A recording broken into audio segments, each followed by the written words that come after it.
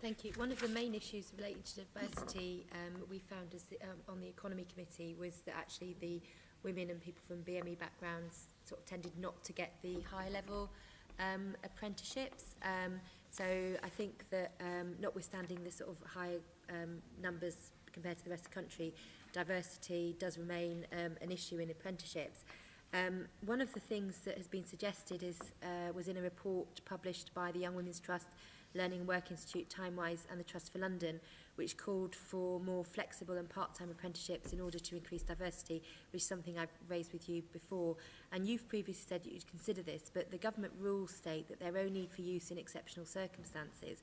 Given the need for the government to review how they approach apprenticeships in light of the issues with the Apprenticeship Levy, is this something that you would lobby the government to relax and encourage?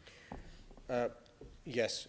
Why don't I make representations to the relevant minister on this issue? I mean, the point you made last time we discussed this was the reluctance, nervousness of somebody to come forward and say, you know what, can I have a part-time apprenticeship because a full-time doesn't work for me.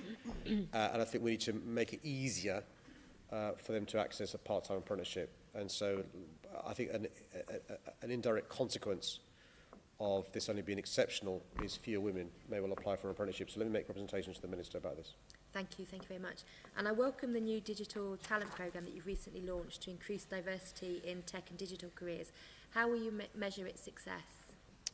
So thank you for that. I mean, so it's really important we do measure how well or not well it's doing. So the evaluation will be independent. It will include the number and diversity of learners engaged in training, the level of successful employment outcomes, the level of engagement with industry, the level of support provided to teachers and trainers. And the idea is for the evaluation to provide an insight on whether the programmes address some of the key challenges we as a city face, and that includes digital skills shortages, and also supporting skills providers with the sustainability of their projects. And obviously we want to make sure that a sufficient number of women and those from BME backgrounds are taking advantage of the digital talent programme. Thank you. And the programme's part funded through the European Social Fund. With Brexit looming large, is there a risk to the funding of this initiative, and does it mean we'll be less likely to see programmes like this in the future?